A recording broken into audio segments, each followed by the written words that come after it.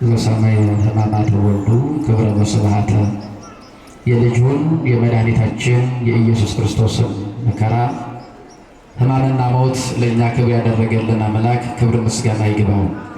የተወደዳችሁ የልዑል እግዚአብሔር ቤተሰቦች ከተለዩት መሃል የተለየች ከተመረጡትም መካከል የተመረጠች በድንጋሌ ሥጋ በድንጋሌ ነፍስ በድንጋሌ ሕሊና የጸናች ንዕድ ክብርት የምትሆን የእናታችን የእመቤታችን የቅድስት ድንግል ማርያም የቃል ኪዳን ልጆች የመልአኩ የቅዱስ ሚካኤል ወዳጆች ክቡር አባታችን መልአከ አርያም ቆሞስ አባ ኃይለ ማርያም በፈቃዱ የካቴድራላችን ዋና አስተዳዳሪ ክቡር መልአከ ብስራት አክሊሉ ወረሰ የደብሩ የካቴድራሉ ዋና ጸሐፊ ክቡራን ሊቃውንተ ቤተ ክርስቲያን አይንተ እግዚአብሔር አበው ካህናት ላይካነ ምስጢር አኀው ዲያቆናት በማለዳው በቤተ መቅደሱ የሚገኘውን በረከት ለመካፈል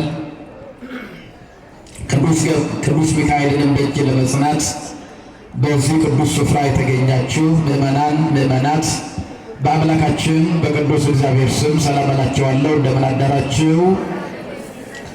ምስጋና ይባሪ ገንዘቡ የሚሆን የቅዱሳን አምላክ ቅዱስ እግዚአብሔር ኃጢአታችንን በምሕረቱ ሸፍኖልን ዕድሜ ለንስሐ ሰጥቶን ዳግም በቅድስናው ስፍራ ተሰብስበን እንድናመሰግነው ቃሉንም እንድንሰማ እንድናስቀድስ ስለረዳን ስለማይነገር ስጦታው ክብር ምስጋና ለእርሱ ይሁን።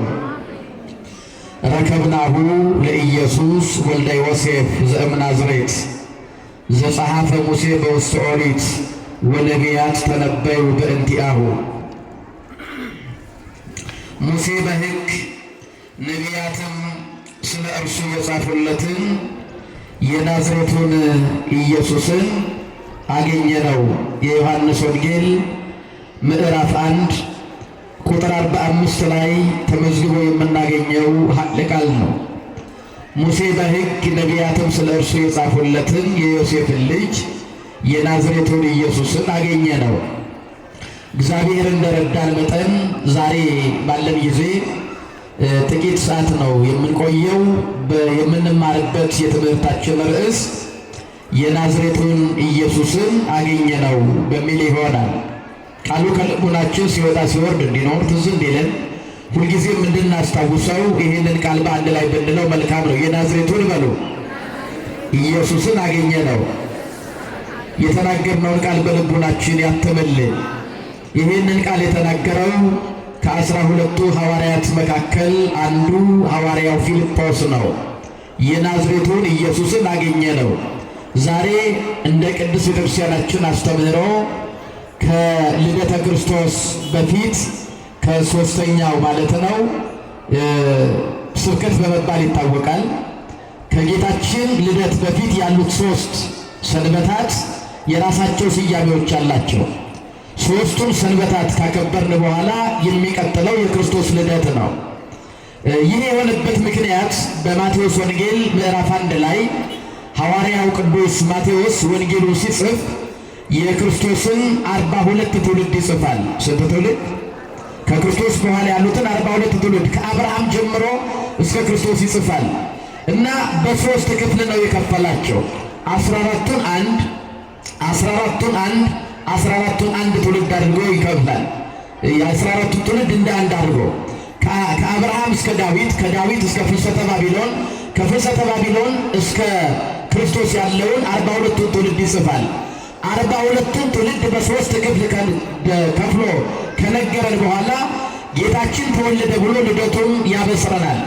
ልክ እንደዚሁም ቤተክርስቲያን ክርስቶስ ከመወለዱ የክርስቶስን ልደት ከማክበሯ ከ3 ሳምንት በፊት ያሉትን 3ቱን ሳምንታት በእያንዳንዱ ክፍል ወይም በየ14ቱ ትውልድ ከፍላ የምታስብበት ወቅት ነው ማለት ነው። ልክ ሊቃውንቱን በማህሌት ስቡሕ ብለው ጀምረው ዮፍሳ ኮነ ብለው ነው የሚያመለክቱት በእነዚህ በ3ቱ ሳምንታት።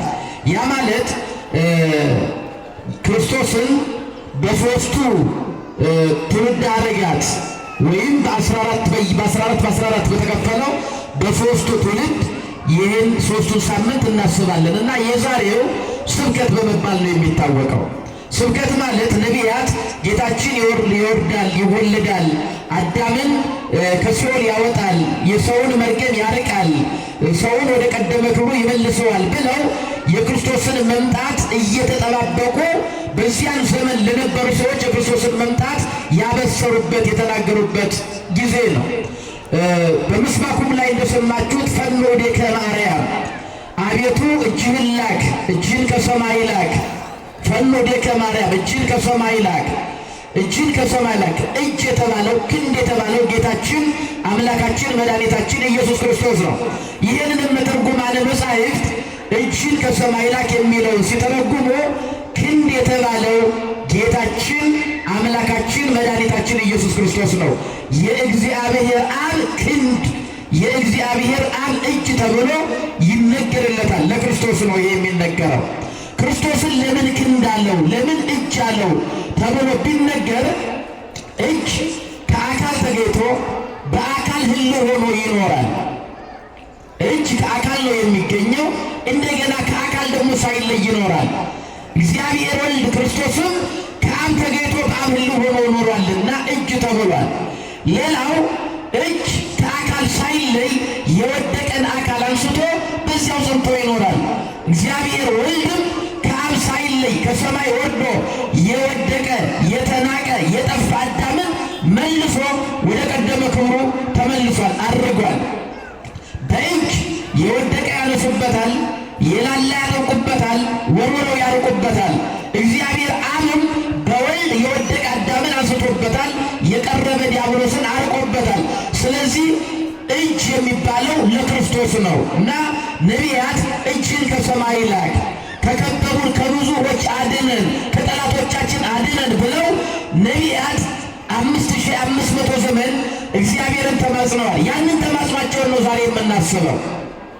ያንን የነቢያትን ምህላ የነቢያትን ጸሎት፣ በሌላ በኩል ደግሞ ነቢያት ህዝቡ ተስፋ ቆርጦ በኃጢአት ተጨርሶ እንዳይጠፋ በእግዚአብሔር ተስፋ እንዳይቆርጥ ያልቀረበውን እንደቀረበ ያልደረሰውን እንዳልደረሰ ያልሆነውን እንደሆነ አድርገው ሰብከዋል። ምክንያቱም ናሁ ሰማዕናሁ በኤፍራታ ሰማነው በውስጥ አገኘ ነው እያሉ አጽናንተዋል። የነቢያት ስብከት የሚታሰብበት ዕለት ነው።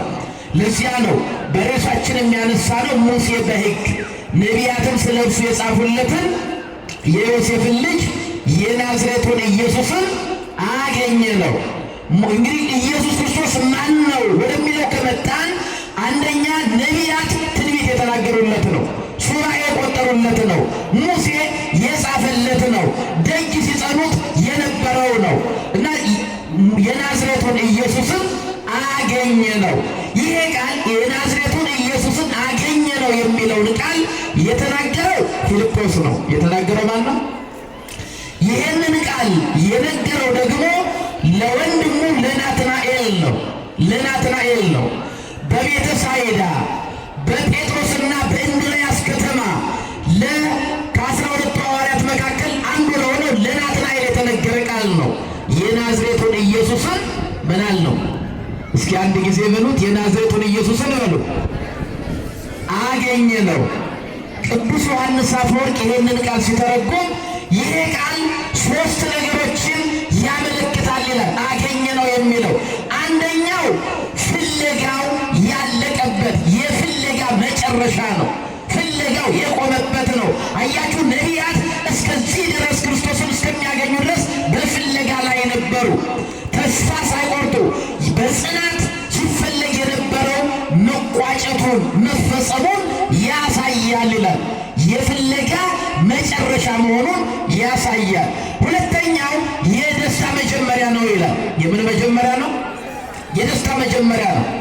ጥልቅ ፍለጋ ያበቃበት የማይፈጸም ደስታ የተገኘበት ዕለት ነው ይላል። ሌላው ደግሞ ለዘመናት በልብ ተቋጥሮ የነበረው ሐዘንም ያበቃበት ዕለት ነው ይላል። ይሄ ንግግር ነቢያት ክርስቶስን ሲፈልጉት ነበረ።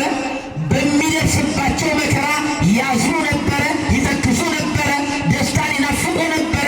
የናዝሬቱን ኢየሱስን አገኘ ነው የሚለው ንግግር ግን አንደኛ ፍላጎት መፈለጋቸውን ያበቁበት፣ ፍለጋ መጨረሻ ነው ይላል። በቃ ሲፈለግ የነበረው ክርስቶስን አገኙት።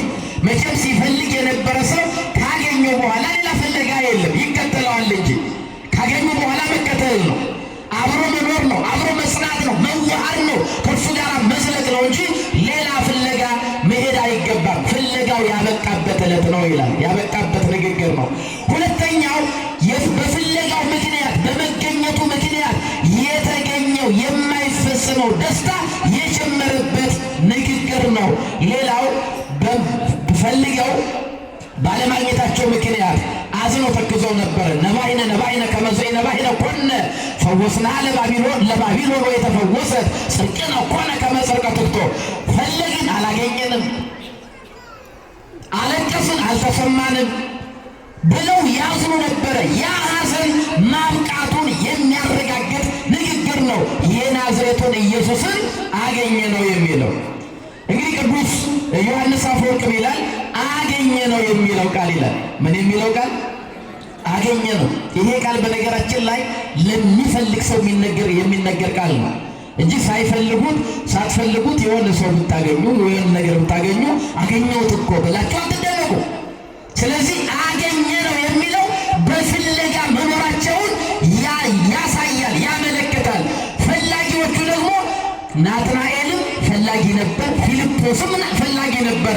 በዚያም ዘመን የነበሩት መሲሁን ይፈልጉት ነበረ፣ ይጠባበቁት ነበረ፣ ደጅ ጠኑት ነበረ። ስለዚህ አገኘ ነው የሚለው በእውነት ልፋታችን ውጤት አመጣ፣ ድካማችን እውን ሆነ፣ የፈለግነውን አገኘን፣ ደስ ይበልህ፣ ሐዘንን ተው እርሳ የሚል የምስራች ቃል ነው የናዝሬቱን ኢየሱስን አገኘ ነው የሚለው። እንግዲህ ቃሉ እንደሚነግረን ኢየሱስን ፊልጶስን አገኘውና ተከተለኝ አለው ይላል። ምን በለኝ አለው? አገኘውና ምን አለው? ተከተለኝ አለው። ምንም አላቀማማም፣ ተከተለው። ማነህ? ወዴት ትሄዳለህ? ለምንድን ነው የምከተልህ? አንተን በመከተሌ ምን አገኛለሁ የሚል ጥያቄ ጠየቀ የሚል ቃል አናይም። ኢየሱስ ክርስቶስ አገኘው፣ ተከተለኝ ሲለው ተከተለው ይላል። መከተል ብቻ አይደለም፣ ወዲያው ናትናኤልን አገኘው። ናትናኤልን አገኘውና ለናትናኤል እንዲህ አለው፣ ሙሴ በሕግ ነቢያትን ስለ እርሱ የጻፉለትን የዮሴፍን ልጅ የናዝሬቱን ኢየሱስን አገኘ ነው አለው። ሙሴ በሕግ የጻፈለትን ነቢያት ይፈልጉት የነበረው ሙሴ የጻፈለትን ነው። ነቢየ ያነሰ ለክሙ እግዚአብሔር እምአኀዊክሙ ወወቱ ስምዕዎ፣ ከኔ ከወንድሞቻችሁ መካከል እንደኔ ያለ ነቢይ ያስነሳላችኋል፣ እሱን ስሙት ብሎ ሙሴ ጽፎለታል። ነቢያትም ስለ እርሱ ተናግረውለታል። እነ ዳዊት ፈኑ እዴከ ብለው የተናገሩለትን፣ እነ ኢሳይያስ ድንግል በድንግልና ጸንሳለች የተባሉትን፣ እነ ሚክያስ በእውነት ዘይሬዎሙ ለሕዝቤ እስራኤል፣ ሕዝቤን እስራኤልን ነፃ የሚያወጣ የሚታደጋቸው በአንቺ ይወጣል ብለው ትንቢት የተናገሩለት ሱባኤ የቆጠሩለትን የናዝሬቱን ኢየሱስን አገኘ ነው አለው። ስለዚህ ኢየሱስ ክርስቶስ ማን ነው የሚለውን ለናትናኤል ሲያስረዳ አንደኛ ሙሴ በሕግ የጻፈለት አለ።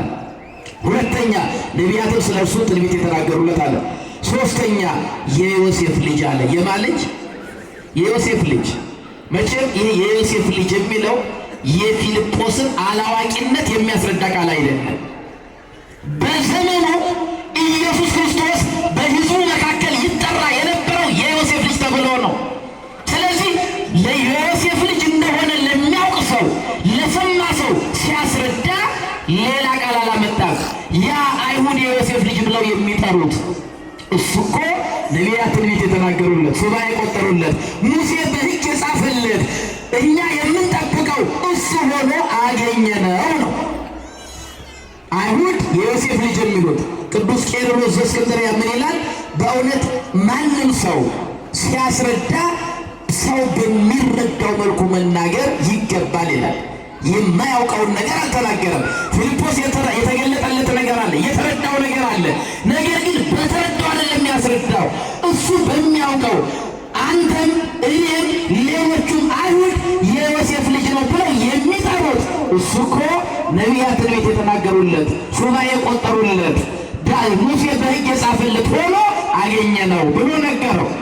የናዝሬቱን ኢየሱስን አገኘ ነው አለው እና ይሄ አገኘ ነው የሚለው በፍለጋ ላይ ናትናኤልም ፊልጶስም ሌሎቹም ሰዎች በፍለጋ ላይ መሆናቸውን ያሳያል። የደከሙለት ነገር እውን ሆኖ አግኝቶታልና ደስ ይበልህ ብሎ የምስራች ነገረው። ናትናኤል አንድ ጥያቄ ወዲያው መለሰ። የናዝሬቱን ኢየሱስን ነው ያለው። የየትኛው? የናዝሬቱን ኢየሱስን አገኘ ነው። ያ ማለት ናትናኤል የሚያውቀዋል። ነቢያት ትንቢት የተናገሩለት ሱባዔ የቆጠሩለት ይወለዳል ተብሎ የተነገረው በቤተልሔም ነው። ምሁረ ኦሪት ነው ናትናኤል። በረከቱ በሁላችን ላይ ይደርብን። የተማረ ሰው ነው። ምስጢርን የሚያውቅ ሰው ነው። የነቢያትን ትንቢት ጠንቅቆ ስለ ናትናኤል ቅዱስ ዮሐንስ አፈወርቅ ሲናገር አንደኛ ጻድቅ ነው ይለዋል። ልቡ ንጹሕ ነው ይለዋል። ልቡ ምንድን ነው? እግዚአብሔር የሁላችን ልብ ንጹሕ ያደርግልን። ልበ ንጹሕ ፍጠር ጌታ እግዚእ አለ ዳዊት። አቤቱ ንጹሕ ልብን ፍጠርልኝ አለ። ንጹሕ ነው፣ ተንኮል የለበትም፣ ተንኮል የለበትም። ይሄንን ደግሞ የመሰከረልን ራሱ መድኃኒታችን ኢየሱስ ክርስቶስ ነው። ተንኮል የሌለበት የእስራኤል ልጅ መጣ ብሎ ንጹሕ ነው፣ ጻድቅ ነው፣ አዋቂ ነው፣ ምሁር ነው። እንዲህ አይነቱ ሰው በእውነት የምስራች ድንገት የናዝሬቱን ኢየሱስ አገኘ ነው ሲል የናዝሬቱ ኢየሱስ አንደኛ ሙሴ ጻፈለት፣ ሁለተኛ ነቢያት የተናገሩለት፣ ሶስተኛ የሚጠበቀው ነው ሲለው ናትናኤል ጥያቄ ጠየቀ። ከናዝሬት በጎ ሰው ሊወጣ ይችላልን አለው። ይሄ ናትናኤል መጠራጠሩን አያሳይም። ስለተጠራጠረ አይደለም። እኛ የምንጠብቀው ከቤተልሔም ነው ተብሏል። ከቤተልሔም ነው የተባለው እንዴት ከናዝሬት ሆነ ነው? እንዴት ከናዝሬት ሆነ? እንዲህ ሲለው ፊልጶስ የመለሰለት ምንድን ነው? ናና እይ አለው። ምን በላይ? ናና እይ። እንዲህ ነው እንዲያ ነው ብሎ ሊያስረዳውም ሊከራከረው አልፈለገም። ናና እይ አለው። ቅዱስ ዮሐንስ አፈወርቅ ክርስቶስን ርቆ ማወቅ አይቻልም ይላል። ቀርቦ መቅመስ ነው የሚያስፈልገው። ፊልጶስ አንድ ነገር ያውቃል። ናትናኤል ከክርስቶስ ጋር ከተገናኘ እንደማይመለስ ያውቃል። ለምን? አዋቂ ነው፣ የሚያውቅ ሰው ነው። ልቡ ንጹሕ የሆነ ነው፣ ጻድቅ ነው፣ የዋህ ነው። ስለዚህ አልቦ ጽኑት ነው፣ በውስጡ ምንም የለበትም። ስለዚህ ክርስቶስን ካገኘ እንደማይለቀው ያውቃል። ስለዚህ እንዲህ ነው እንዲያ ነው ብሎ በመመስከር በመናገር ጊዜ ከማጥፋት ይልቅ ምን አለው? ናና እይ አለው። ስለዚህ ናትናኤልም ተከተለው። እንደዚህም ብዬ የምትጎትተኝ እኔ ማን ነኝ አላለም። ንጹሕ ነዋ፣ ጻድቅ ነው፣ ፍቅረ ቢጽ አለው፣ ወንድሙን ይወዳል፣ ያከብረዋል። ስለዚህ ተከተለው። ልክ ተከትሎ ሲሄድ ኢየሱስ ክርስቶስ ናትናኤልን አየውና በእውነት በአማን እስራኤላዊ አለ። ተንኮል የሌለበት ንጹሕ እስራኤላዊ መጣ ብሎ ተናገረ። ያን ጊዜ ምን አለ ይላል? ከወዴት ታውቀኛለህ አለ። ተንኮል የሌለበት ሲለው ከወዴት ታውቀኛለህ አለ። ይሄ ተንኮል የሌለበት የሚለው ናትናኤል ቅዱስ ቄርሎስ ምን ይላል? እውነትን የሚፈልጉ ሰዎች ለእግዚአብሔር ታማኝ የሆኑ ነፍሳት ነገሮችን በጥንቃቄ መመርመር ይወዳሉ ይላል። እግዚአብሔርን የሚፈልጉ ሰዎች እያንዳንዱን ነገር ይመረምራሉ። ከወዴት ታውቀኛለህ አለ። አሁን ከወዴት ታውቀኛለህ የሚለው አንደኛ ተንኮል የሌለበት አለው። ይሄ ማለት በጣም ይገርማል። ከጠሪው በላይ ከጋባዡ በላይ የሚጠራው ለካ እግዚአብሔር ነው። ናትናኤል ማለት ፊልጶስ ክርስቶስን ያገኘ መሰለው እንጂ ለካ የሚፈልገው ራሱ ክርስቶስ ነበረ። በጣም ይገርማል። ዛሬ እኛ ክርስቶስን የምንፈልገው ይመስለናል። እሱ ነው የሚፈልገን እሱ ነው። ስለዚህ ናትናኤል አንተ ንጹሕ ሰው ነህ፣ በልቡናችን በቀል የለብህም፣ ዛልቦ ጽኑት ነህ ሲለው የት ታውቀኛለህ ማለቱ የንቀት አይደለም፣ የትዕቢትም አይደለም። እንዴ ንጹሕ መሆኔን በምን አወክ እያለው ነው። እንዴት አወክኝ? ፊልጶስ የጠራው ናና እይ ነው ያለው፣ ጋበዘው። ሌላውን አያውቅም። በልቡ ምንም እንደሌለ ግን ክርስቶስ ያውቀዋል። ሁላችንም እግዚአብሔር ያውቀናል። ስለዚህ የት ታውቀኛለህ አለው። ይህን ማለቱ ይላል በጥንቃቄ እውነትን የሚፈልግ ስለሆነ መመርመር ስላለበት ነው። ስለዚህ የምንሰማው ሁሉ መቀበል የለብንም፣ መመርመር ይገባናል። የሚመረምር ልብ እግዚአብሔር እስከሰጠ ድረስ መመርመር ይገባናል። ክርስትና ዝም ብለህ እመን የምትለው አይደለም ይላል ቅዱስ ዮሐንስ አፈወርቅ። እመን ብቻ የምትለው አይደለም፣ እመን ብለህ የምትለው አይደለም። አምላካዊ ምስጢር እየመረመሩና እየተረዱ ማደግ የሚገባበት መንገድ ነው እንጂ ዝም ብለህ እመን የምትለው አይደለም። ስለዚህ የምትሰሙትን ሁሉ መርምሩ፣ ማንም እንዳገኘ አይዳችሁ። ቃሉን መርምሩ። የሚያስተውል ልብ እግዚአብሔር ስለሰጠን ከሰው ምስክርነት በላይ አምላካዊ ዕውቀት ተገለጣሁ። የታውቀኛለህ ብሎ መመርመሩ ተገቢ ነው። ነገር ግን በአማን እስራኤላዊ ማለቱ ከጋበዘው በላይ ከምስክሩ በላይ አምላካዊ ዕውቀቱ አረጋግጠለት። አንደኛ በልብህ ንጹሕ ነህ፣ ምንም ተንኮል የለብህም ብሎ ነገረው። ሁለተኛ ፊልጶስ ሳይጠራ ከበለስ በታች አየሁ አለው። ከምን በታች አየሁ? ምናልባት ይላል ቅዱስ ዮሐንስ አፈወርቅ ናትናኤል ፊልጶስ ስለኔ ነግሮት ሊሆን ይችላል የሚል እንዳያድርበት መጀመሪያ ንጹሕ ነህ አለው። ንጽሕናውን ወንድሙ ፊልጶስ ያውቃል። ስለኔ ንጽሕና ቂም በቀል እንደሌለብኝ ስለ ጽድቄ ምናልባት ፊልጶስ ነግሮት እንዳይሆን የሚል ጥርጣሬ በልቡናው እንዳያደር ሌላ ጨመረለት። ፊልጶስ ሳይጠራ ከበለስ በታች አውቃለሁ አለ። ከበለስ በታች ቁጭ ብሎ ነበር የሚመረመረው። የተነገረው ሱባኤ ቀረ። እግዚአብሔር የሰጠው የተስፋ ቃል 5500 ዘመን ደርሷል። ታዲያ ያ ጊዜ ለምን ቀረ እያለ ይመራመር ነበር። ይህንን በንጽሕና በቅድስና ነበር የሚያደርገውና ይህንን ስታስብ አውቃለሁ አለው። ወዲያው አንተ የእግዚአብሔር ልጅ ነህ አለ ናትናኤል። የማን ልጅ ነህ? ብዙ አላባከረም። አንተ የእግዚአብሔር ልጅ ነህ አለው። አንተ አምላክ ነህ፣ አንተ ፈጣሪ ነህ። እውነትም ፊልጶስ እንደተናገረው ሙሴ በሕግ ነቢያት በትንቢት የተናገሩልህ አንተ ነህ አለ። ጌታችን መላለው ከበለስ በታች አየሁ ስላልኩ አመንህ። ከዚህ የሚበልጥ ነገር ታያለህ አለው። ከዚህ የሚበልጥ ነገር ምን ትላለህ? ታያለህ። መላእክት በሰው ልጅ ላይ ሲወጡና ሲወርዱ ታያለህ አለው። አሁን ጥቂት ተአምራት አይተሃል፣ ጥቂት ምስጢር ገልጬልሃለሁ። በዚህ አትደነቅ። ከመጣ ከተከተልከኝ ከዚህ የበለጠ ነገር ምን ትላለህ? ታያለህ አለው። ይሄ ነገር ከዚህ የሚበልጥ ነገር ታያለህ የሚለው ቅዱስ ዮሐንስ አፈወርቅ እንደሚነግረን አሁን ክርስቲያኖች ነን። ጸበል ተጠምቀን ተፈውሰን ይሆናል። እምነት ተቀብተን ተአምራት ተደርጎልን ይሆናል። እግዚአብሔርን በሱባኤ ጠይቀን ፈጽሞልን ይሆናል። ከዚህ የሚበልጥ ነገር ያሳያቸዋል። በክርስትና ሕይወት ተመላሳችሁ ጥቂት በረከት፣ ጥቂት ተአምራት አይታችሁ ከሆነ አብዝታችሁ ከተከተላችሁት ከዚህ የሚበልጥ ነገር ታያላችሁ። መላእክት ሲወጡና ሲወርዱ ታያለ ማለት መላእክት የሚያገለግሉት እግዚአብሔርን ነው።